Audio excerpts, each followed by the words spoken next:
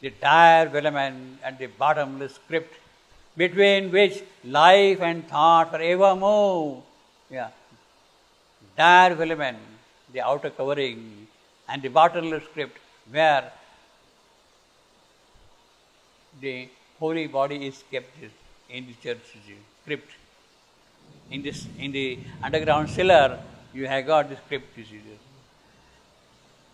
The dire velamen and the bottomless veil cover, between which life and thought forever move, and between life and birth, birth and death, between which life and thought forever move, forbidden still to cross the dim, dead bound, the guardian darkness, mute and formidable. Yeah, the darkness is still there, very formidable, silent there, empowered to have kind of wingless spirit in the boundaries of the mind and ignorance, protecting the most dual eternity, vanished, resounding their enormous role. So, what was the darkness which was binding him, that boundaries of mind and ignorance, protecting the most dual eternity, the dark eternity, the bright eternity, vanished, resounding their enormous role. So they have given up their role. The inconscience has no more any hold now on him. Vanished, resounding their enormous role. One's figure of creation's vain ellipse, one's figure of creation's vain. You keep on orbiting back again and again the ellipse circle, you see. The expanding zero lost its giant curve. That zero, that ellipse is itself is zero. The shape of the zero is an ellipse, you see. Not a circle, you see. One's figure of creation's vain ellipse. The expanding zero lost its giant curve. The old adamantine vetoes stood no more. Adamantine vetoes of the dark forces, of the hostiles, of the antagonists, of the inconscience. No, there cannot be divine. No, there cannot be any joy. No, there cannot be power.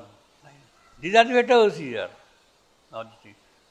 Pain, suffering, death, ignorance.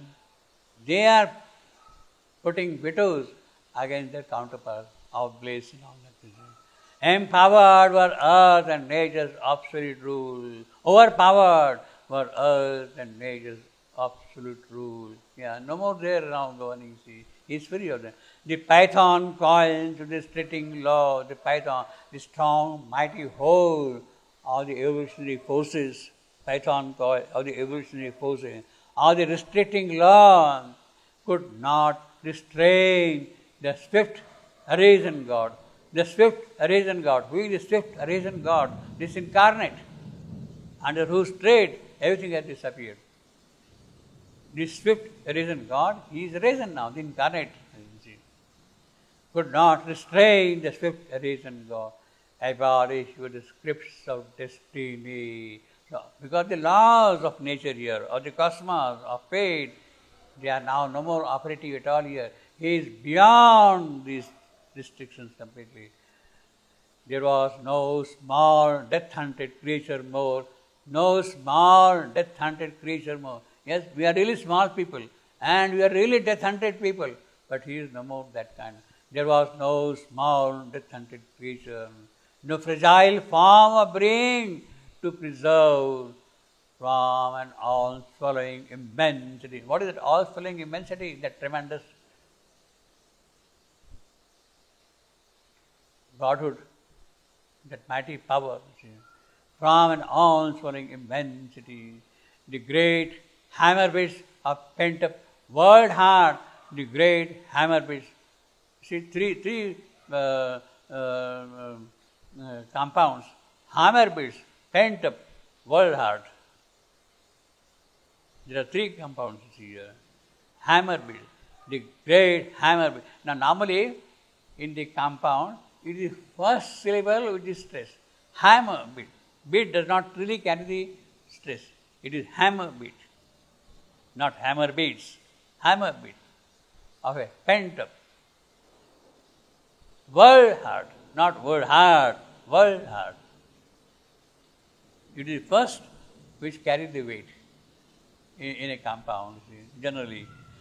The great hammer. So the first foot will be the great hammer beats and a piece of a pent up Trochee, world heart, Trochee again. Burst open the narrow dams that keep us safe. Yeah, we are safe here. See, we are safe because of the death. Our life goes on because death is there protecting you. So burst open the narrow dam that keep us safe against the forces of the universe. Really, the soul and cosmos face an equal power. The soul and cosmos. The soul, the individual, and the universal, they are now mighty. Means Ashwapati is now not only free, the soul, but also all the cosmic powers are under his control, under his hold, under his governance. The soul and cosmos face an equal power, a boundless being in a measureless time, a boundless being in a measureless time, a boundless being in a measureless time, invaded nature with the infinite. So his whole nature which is there now is now completely under the control of the infinite. He saw, unpathed, unwalled his Titan scope.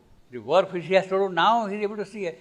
With that complete freedom, with that marvel now there, with the descent of might and flame and sweetness and bliss and ecstasy and all that thing, with that descent, he saw, unpathed, unwalled his Titan scope, the great job which he has to do. What is the great job he has to do? He has to bring about transformation here. He has to see that a new creation established here. He has to see that the obstacles which comes in the way is removed. He may not be removing it himself, but he is going to compel a power who can remove that obstacle. The obstacle that has to go away. That can happen only if he compels that power who can remove the death. He compels our mortal birth. It is his job. So that is the Titan scope, to bring down the divine power which can remove all the obstacles, to bring down the divine power which can bring down that obstacle. He saw unpathed. So how it is going to happen, in what manner it is going to happen? He may not have an idea, but he sees now, well, that is what has happened here. I think we'll stop with that. All was uncovered to his seeless eye. Seeless. His eye is completely open now. It is the eye of eternity which is seeing things, you see. It is the eye of eternity which is seeing things, you see. The Titan scope, why does he use the word Titan here? Titan well, but Titan means very strong, very powerful, very very dominating kind of figure. Yeah, Titan, very big, enormous, in the sense of enormous, big.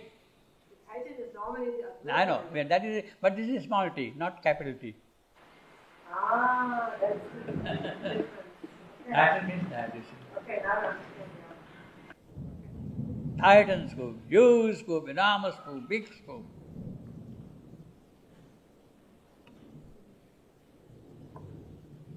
The soul and cosmos faces equal power. He saw unpathed, unwalled. So he is now, see, that is the true way of doing things here. First you become free, let that power work in you, and then you start working. Then that is the only way by which you can really help the world. Not by giving charities, not by giving provisions and things like that.